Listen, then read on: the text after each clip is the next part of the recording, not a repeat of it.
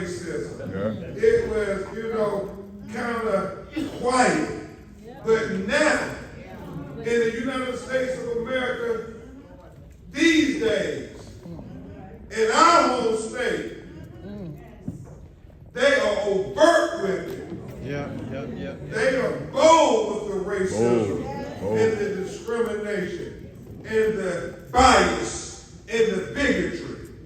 And so therefore, brothers and sisters, we must be bold in our defiance to those enemies of equality. There's no time for us to try to get along, go along to get along. No.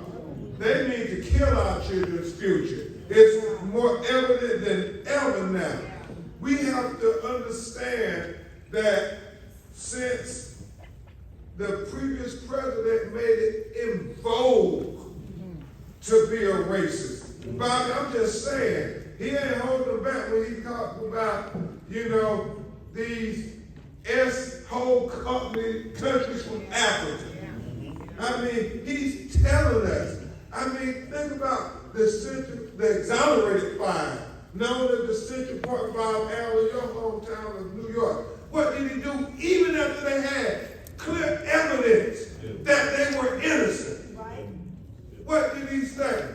If they settled the case, we just made 5 rapists millionaires. I mean, it doesn't matter about the truth to him and people who support him. They are bold in their racism. And so we have to speak truth to power. We have to call them out. We have to stand up and make sure that our young people know what this is about. This is about them trying to kill their future and their spirits and make them a permanent second-class, underclass, inferior citizen in the United States of America. This is what this is about.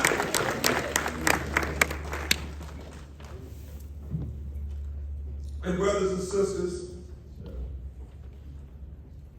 we must be like Malcolm X. Truth to power, Reverend Morris. Malcolm X said that I'm for truth, no matter who tells it. And Gordon, he said, I'm for justice, no matter who it benefits. He said that, no, you gotta hold everybody accountable.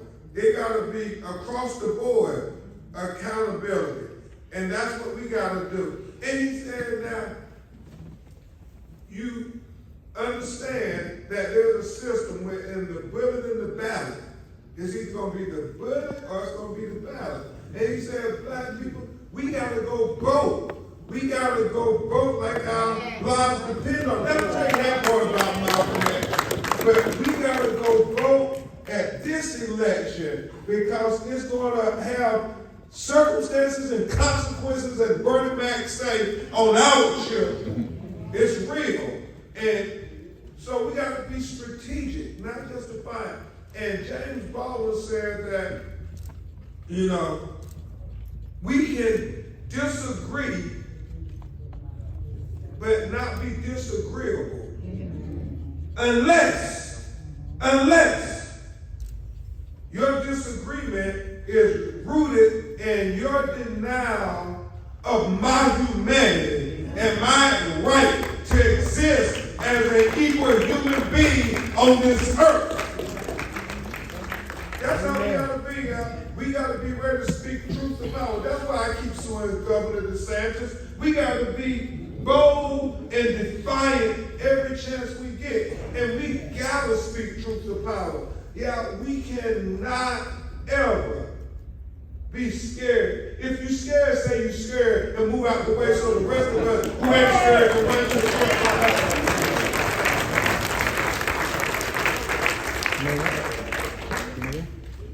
My grandmother taught me, she said, when I was a little boy, she said, baby, if you ever get a chance to speak truth to power, you do it, baby.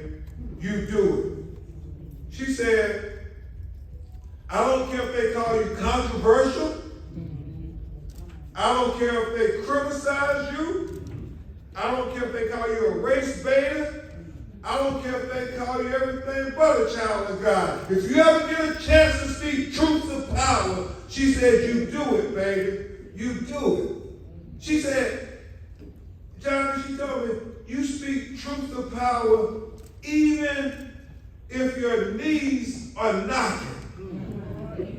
She said, you speak truth to power even if your palms are sweating. She said, you speak truth to power even if your heart is racing. She said, you speak truth to power even if your voice is cracking.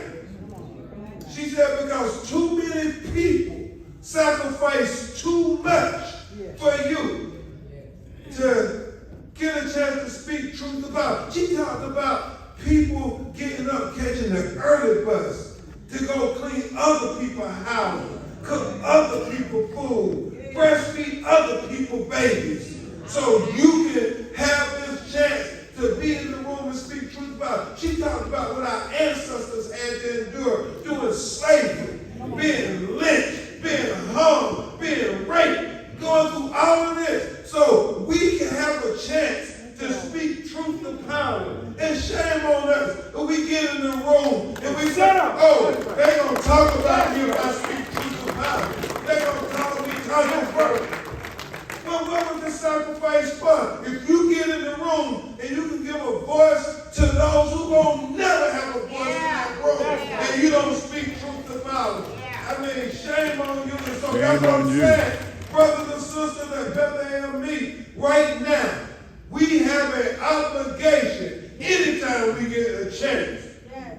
When you're in front of power and you have that chance to speak truth to power, you have to do it. Amen. Amen, brother.